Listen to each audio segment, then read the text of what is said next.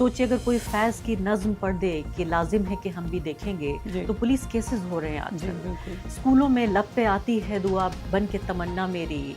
इकबाल साहब का, उनका अगर अल्लामा इकबाल की आप नज़्म पढ़ दें, तो स्कूल बंद हो जाता है। मतलब आपकी देशभक्ति के लिए पाकिस्तान से नफ़रत ज़रूरी नहीं थी? बिल्कुल नहीं। ये नफ़रत रोकना चाहिए, इंडिया पाकिस्तान के बीच युद्ध नहीं होना चाहिए। मैं गई हूँ, मैं पाकिस्तान भी गई हूँ। मैं ऐसी ऐसी क्या नफ़रत करने वाला देश है वो? इंडिया का नाम सुनते ही इतना प्यार, इतना मोहब्बत, और लोग जो हैं वो नहीं चाहते कि लड़ाई हो और दुश्मनी हो, लोग नहीं चाहते। नरवणे जी यानी सेना अध्यक्ष पूर्व वो अपनी किताब नहीं छपवा सकते हैं। किताब के हिस्से पढ़े नहीं जा सकते कि मैं जिन्ना की सिस्टर हूँ और मैं भारत को एक शरिया आधारित देश बनाना चाहती हूँ। यानी प्रो पाकिस्तान भी काफ़ी नहीं है, मैं अफ़गानिस्तान बनाना चाहती हूँ। उसको मोदी जी रोक रहे हैं। वो हिंदू संस्कृति सभ्यता को हज़ारों साल की बचा रहे हैं। आप कह रही हैं ये ताश के पत्तों की तरह टिका हुआ है, ये हिंदू राष्ट्र का पूरी बिल्कुल, बिल्कुल। ये कहते-कहते इनको शर्म नहीं आता कि हिंदू मर्द क्यों नहीं कर सकते ये? कि हमसे नहीं होता, वो करते हैं, वो हमारी लड़कियों को छीनते हैं, हमसे नहीं होता। तो शर्म नहीं आती है उनको ये कहने में। मतलब होंगे इतने ही फिर मुसलमान मर्द होंगे इतने ही डिज़ायरेबल, बहुत ही अट्रैक्टिव होते हैं, बहुत ही handsome होते हैं। अट्रैक्टिव होंगे, क्या कह सकते हैं? आपकी हिंदुइज़्म में क्या फिर ख़ामी है कि हिंदू औरतें ऐसी बनी, इतनी बेवकूफ़ बनी? कश्मीर पे जो काबू चाहते हैं वो सिर्फ मुसलमानों को काबू में रखने के लिए नहीं है, लेकिन वहाँ के रिसोर्सेज को अपने चुनिंदा और अपने सबसे प्यारे इंडस्ट्रियलिस्ट को देने के लिए। निवेदिता जी, आपको इस हद तक इन्होंने दुश्मन बनाने की कोशिश की कि उन्होंने करोड़ों रुपया लगाकर एक फ़िल्म आपके ऊपर बना दी थी। और निवेदिता मेनन की जगह राधिका मेनन, ये देखिए आप तस्वीर अपनी स्क्रीन पर दर्शकों, आपने ये फ़िल्म भी शायद देखी होगी, कश्मीर फाइल्स के नाम से ये फ़िल्म है और उम्मीद ये है कि हम और ज़्यादा इस फ़िल्म को शोहरत नहीं दे रहे होंगे। लेकिन जब आपको पता चला इस फ़िल्म के बारे में, तो क्या आपका रिएक्शन था? मुझे सबसे मज़ेदार बात ये लगता है कि ये फ़िल्म ऐसे बताया जाता है कि ये फ़िल्म मुझ पे है, लेकिन मुझ पे नहीं है। अच्छा। ये उनके ही नाइटमेयर्स के पे आधारित है। उनको लगता है कि टीचर ऐसे होंगे। जब वो बार-बार ये कहते हैं कि ये फ़िल्म मुझ पर है, वो एक्चुअली बिल्कुल एक मिथक पर है। कोई और कैरेक्टर पे है जिनको इन्होंने बनाया, जिनको इन्होंने रचाया, एक डिमोनिक फ़िगर जिसके बाल उन्होंने छोटे किए। और मुझे लगता है कि मैंने वो फ़िल्म नहीं देखा, मेरे पास फुर्सत नहीं है, बिल्कुल घटिया थर्ड रेट फ़िल्म्स देखने का वक़्त नहीं है मेरे पास। आपको याद होगा कि जब ये फ़िल्म गोवा फ़िल्म फेस्टिवल में पेश हुआ तो वहाँ के क्रिटिक्स जूरी के जो प्रेसिडेंट हैं, उन्होंने कहा कि ये मतलब ये इतना घटिया प्रोपेगेंडा फ़िल्म है कि हम इसको जज भी नहीं करना चाहते। तो इस लेवल का फ़िल्म है ये। लेकिन टैक्स फ्री किया गया इस फ़िल्म को और हाँ, बाकायदा तो भारत की सरकार ने ये बिल्कुल, ज़िम्मेदारी ली बिल्कुल। कि भारत का हर नागरिक देख सके इसको। और इसके अलावा आप ये देखिए कि सरकारी छुट्टी कर दी गई बिल्कुल, कि बाकायदा प्राइवेट स्क्रीनिंग हुई, पब्लिक स्क्रीनिंग हुई, प्राइवेट नहीं पब्लिक स्क्रीनिंग हुई इसकी जी। गाँव देहात में। और इंस्टीट्यूशंस में दिखा-दिखा के मैंडेटरी किया गया। मतलब वर्किंग डे में फ़िल्म दिखा के मैंडेटरी था सारे मुलाज़िम को या जहाँ भी हो रहा था सारे स्टूडेंट्स को देखना, उनको मौजूद होना, उनको अपनी उपस्थिति दर्ज करना। ये जो पाबंदियाँ लगाई जा रही हैं, बिल्कुल। सोचिए अगर कोई फैज़ की नज़्म पढ़ दे कि लाजिम है कि हम भी देखेंगे, जी, तो पुलिस केसेस हो रहे हैं जी, आजकल। बिल्कुल। स्कूलों में लब पे आती है दुआ बन के तमन्ना मेरी। इकबाल साहब का, उनका अगर अल्लामा इकबाल की आप नज़्म पढ़ दें, तो स्कूल बंद हो जाता है। हुँ। इस तरह की चीज़ें आ रही हैं, तो इन पे तो मैं ज़रूर बातचीत करूँगी, लेकिन फिर से वापस आती हूँ एक जो दुश्मन की जो फ़िगर, तो ये शुरुआत हुई 12 साल पहले, आप जानती हैं कि ये दुश्मनों के चेहरे के तौर पर डेवलप किया गया कि किन-किन लोगों से दुश्मनी की जाएगी या किन-किन लोगों को देश का दुश्मन बनाया जाएगा और बताया जाएगा, जिनमें भारत के मुसलमान थे, भारत के ईसाई थे, कांग्रेस पार्टी थी, कम्युनिस्ट थे, इंग्लिश स्पीकिंग लोग थे, जेएनयू था और शायद हो सकता है एक दो और मैं भूल गई हूँ। वो पत्रकार थे जो सवाल पूछ रहे हैं और जैसे आपने ज़िक्र किया कि एक फ़िल्म का कैरेक्टर तो मेरे ऊपर भी गढ़ा गया। नेशनलिज़्म जो है उनका, उसमें हमेशा जैसे आपने कहा एक दुश्मन की ज़रूरत है। तो आपने फैज़ की बात की और अल्लामा अल्लामा इकबाल। इकबाल की बात की, तो पाकिस्तान और मुसलमान हो गए इमीडिएटली। अच्छे से दुश्मन बने। अच्छे से मतलब वो पहले हाँ, से दुश्मन हैं। परफेक्ट तो एनिमी। बात हो रही थी ना कि मिलिट्री टैंक पेश किया जाए कैंपस में, मिलिट्री टैंक को लगाया जाए। जेएनयू के कैंपस में बात हो रही थी, नहीं हुआ है अभी तक, लेकिन इससे नेशनलिज्म बढ़ेगा, ये बताया गया हमसे। मतलब आपकी देशभक्ति के लिए पाकिस्तान से नफरत ज़रूरी नहीं है? बिल्कुल नहीं। और आपको याद होगा कि इंडिया पाकिस्तान के बीच जब बहुत टेंशन चल रहे थे बहुत ज़्यादा, तब उस वक्त एक स्टेटमेंट निकला था जिसमें सरहद के दोनों तरफ के फेमिनिस्ट, सारे जेंडर के फेमिनिस्ट, लेकिन अपने आप को जो फेमिनिस्ट कहते थे, सम 2-3 हज़ार सिग्नेचर्स मिले उसको, उस स्टेटमेंट में 2-3 दिन में, कि ये नफ़रत रोकना चाहिए, इंडिया पाकिस्तान के बीच युद्ध नहीं होना चाहिए, क्योंकि ये जो स्टेट्स हैं, तो एक और चीज़, एक है नफ़रत मोहब्बत का फ़र्क, दूसरा है स्टेट्स और लोगों में फ़र्क, जनता और राष्ट्र में जो फ़र्क है। मतलब कि यानी आप लोगों से प्यार करती हैं लेकिन सरकार से प्यार नहीं करती। सरकार हो सकता है अलग-अलग तरह के सरकार हो, लेकिन राज्य जो है वो उनके अपने कंपल्शंस होते हैं। लेकिन लोगों को अब आप देख रहे होंगे कुछ, कभी आप अगर कभी गई हो पाकिस्तान, मैं गई हूँ, मैं पाकिस्तान भी गई हूँ, मैं ऐसी क्या नफरत करने वाला देश है वो? हाँ, तो मैं मतलब बिल्कुल नफरत करने लायक ही हूँ, क्योंकि मैं 2-3 बार गई हूँ पाकिस्तान। कैसे लगे आपको वहाँ के लोग? वही, मतलब इंडिया का नाम सुनते ही इतना प्यार, इतना मोहब्बत, और लोग जो हैं वो नहीं चाहते कि लड़ाई हो और दुश्मनी हो, लोग नहीं चाहते। ये पूरा राष्ट्र राज्य पे टिका है, और ये डर सरकारों में ही है, दोनों सरकारों में। वहाँ का राष्ट्र, वहाँ की भी पूरी पॉलिसी एंटी इंडिया है। बिल्कुल पॉलिसी ऊपर वही है कि बॉर्डर कहीं भी हो, गरीब जो हैं वो गरीब हैं, और ये बॉर्डर भी काफ़ी नए हैं। ये बॉर्डर, इंडिया का बॉर्डर प्राचीन काल से नहीं है। बॉर्डर जो हैं वो बनते हैं ब्रिटिश के चलते।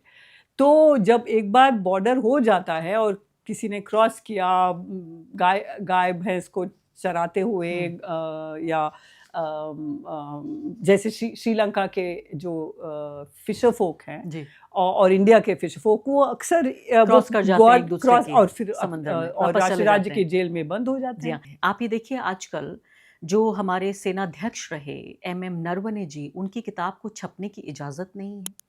यानी आप सोचिए, एक इंटरनेशनल पब्लिशिंग हाउस जो पेंगुइन है, उसने झूठ बोला, उसको डराया गया कि उसने झूठ बोला कि ये किताब, वही याद आ गया मुझे मोदी जी का वाक्य जो कहते हैं, ना यहाँ कोई घुसा था, ना यहाँ कोई घुसा हुआ है। उसी तर्ज पर पेंगुइन कहता है, ना ये किताब कभी छपी थी, ना ये किताब कभी छापी गई है। उसके बाद नरवणे जी खुद को ट्वीट करते हैं, उस ट्वीट को भूल करके 2023 की याददाश्त, यानी अभी ये तो 1923 की बात नहीं है, 2023 की बात है। उसमें हमने देखा कि उन्होंने बाकायदा अनाउंस किया था कि मेरी किताब को ऑर्डर कीजिए। उसके बाद अब ये कह रहे हैं पेंगुइन को कोट करते हुए कि यहाँ ये स्टेटस है मेरी किताब का। तो ऐसे वक्त में जब हम देख रहे हैं कि पूरे तरीके से सवाल करने की इजाज़त नहीं है। दूसरी बात, नरवणे जी यानी सेना अध्यक्ष पूर्व, वो अपनी किताब नहीं छपवा सकते हैं, किताब के हिस्से पढ़े नहीं जा सकते। भारत की संसद में राहुल गांधी को बैन कर दिया गया। इसके अलावा आप ये देखिए कि पूरा जो ये एप्स्टीन फाइल्स को लेकर ये एक पूरी सीक्रेसी है एप्स्टीन के इर्द गिर्द, इस सबको आप, ये पूरा डर का जो ब्रह्मांड है, इसको आप कैसे देखती हैं? ये मुसलमानों को डिसएनफ्रेंचाइज करने का एक स्टेप है, और वो हम देखते जा रहे हैं। अब यूपी में जो देख रहे हैं हम, वी कैन सी कि मुसलमानों को बिल्कुल बुरी तरह से कुचल के, अभी उन्होंने कहा चीफ मिनिस्टर ऑफ यूपी ने कि कायदे से रहना सीखो इस देश में। हमें बार बार इस तरह के फिजूल के डिबेट्स में फंसाए जाते हैं, जहां उसूल की बात होनी चाहिए, यानी कि जनरल नरावने की मेमोर, उसमें हमें डिटेल्स में फंसाया जाएगा, पब्लिश हुआ नहीं हुआ। मैं आ जाती हूँ भारत के मुसलमानों पर। ये बहुत ज़रूरी है ये बात करना, क्योंकि जो डर का ब्रह्मांड बनाने की या फियर, एम्पायर ऑफ फियर बनाने की हम बात कर रहे हैं, उनमें सबसे ज़्यादा ये डराया जाता है। ये दुश्मन नंबर 1, आप तो बहुत नीचे आती हैं दुश्मन में।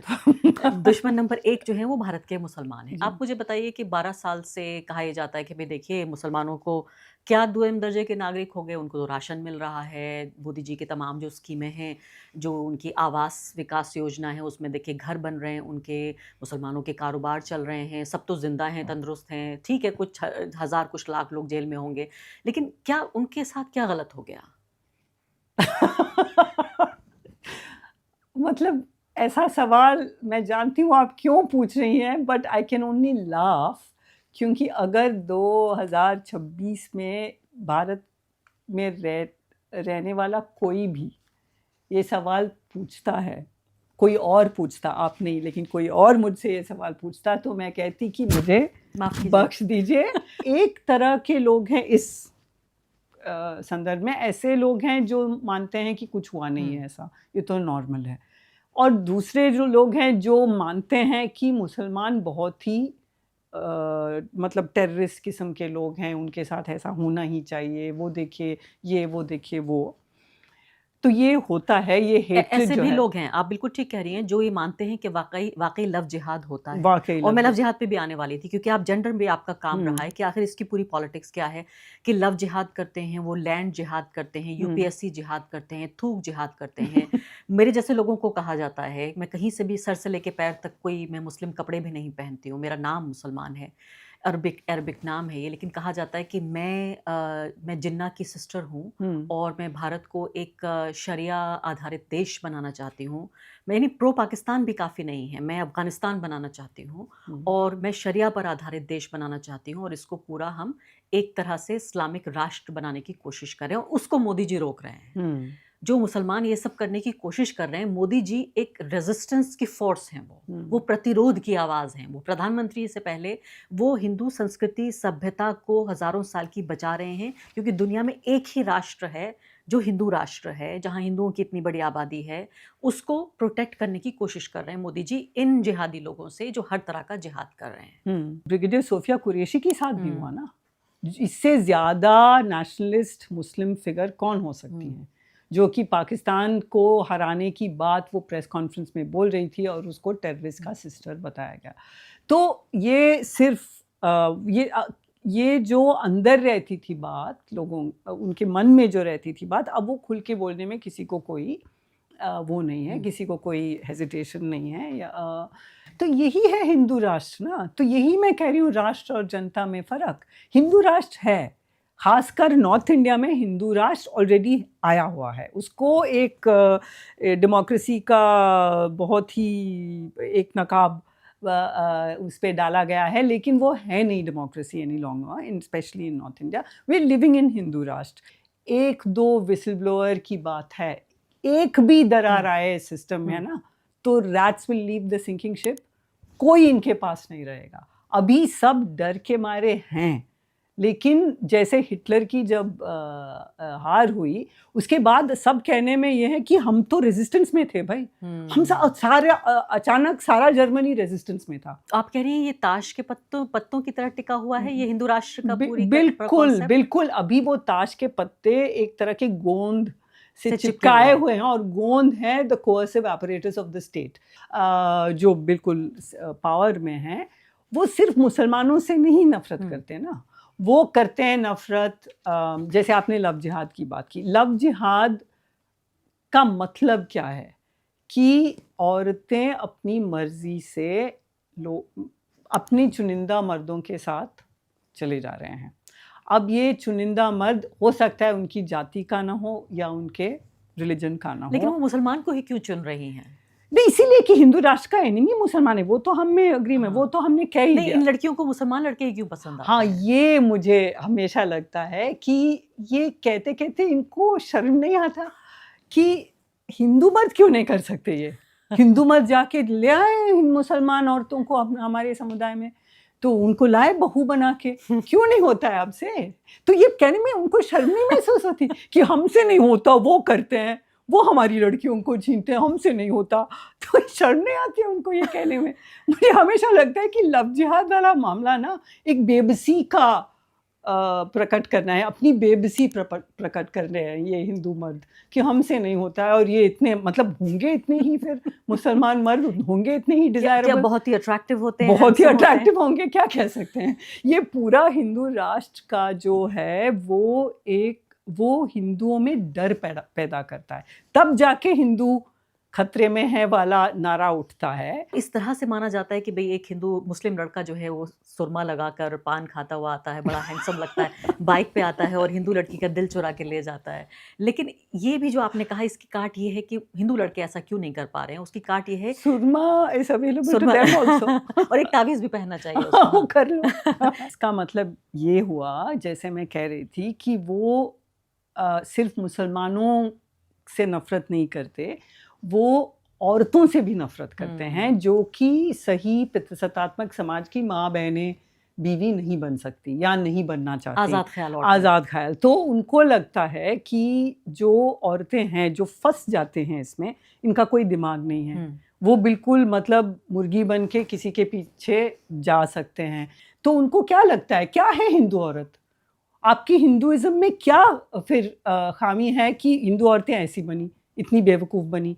अब अगर हम सवाल इस पे उठाना शुरू करें कि आप किसको हिंदू मानते हैं? हुँ। मानते हैं आप दलित को हिंदू?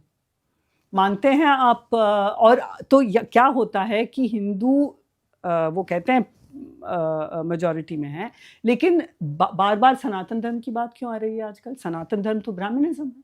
तो आजकल आप देखेंगे कि वो हिंदुइज़्म भी नहीं कहते, वो कहते हैं सनातन धर्म ब्राह्मणिज़्म है। इसमें तो दलित आदिवासी नहीं है? कैसे हो सकता है? Sanatan Dharma is based on the Vedas, Sanatan. Kashmir के बिना तो ये चर्चा अधूरी रह जाएगी। मुझे ये बताइए कि कश्मीर पर बात करना इतना मुश्किल क्यों है?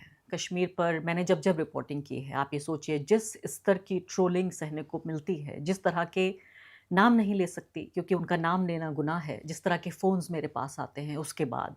अगर कश्मीर वाक़ई एक खूबसूरत वादी जहाँ जनतंत्र बिल्कुल फ्लरिशिंग है, वो बहाल है और सब खुश हैं, तो फिर बोलने की क्यों पाबंदी होती? बोलने की पाबंदी क्यों है? जब अगर सब कुछ ठीक था, अगर सब कुछ ठीक है, अगर सब कुछ, मैं केरल के बारे में कुछ भी कह सकती हूँ, कोई नहीं रोकता आपको? कोई नहीं रोकता। और कश्मीर पे बोलें तो? तो आरफा आप बताएं। तो फिल्म बनाई जाएगी और फिल्में बनाई जाएंगी, उससे भी ज़्यादा खतरनाक चीज़ें हो जाएंगी। तो इससे ज़्यादा मुझे कहने की ज़रूरत नहीं है। तो पहली बात ये कि अगर सब कुछ खुशहाल होता वहाँ तो बोलने की पाबंदी नहीं होती। बोलने की पाबंदी है तो मेरे दिमाग में सवाल उठते हैं और हर नागरिक के दिमाग में सवाल उठना चाहिए। सब कुछ ठीक नहीं है कश्मीर में। मैं ये जानती हूँ कि आर्टिकल 370 के एब्रोगेशन के फ़ौरन बाद मैंने जर्नलिस्ट के स्टोरीज पढ़े जिसमें लिखा था कि फ़ौरन first thing within a few months कई सारे ऐसे सो कॉल्ड डेवलपमेंट प्रोजेक्ट पास किए गए जो कि ग्रीन ट्राइब्यूनल ने हॉल्ट करके रखा था। बहुत जल्दी 10-20 ऐसे प्रोजेक्ट पास हुए।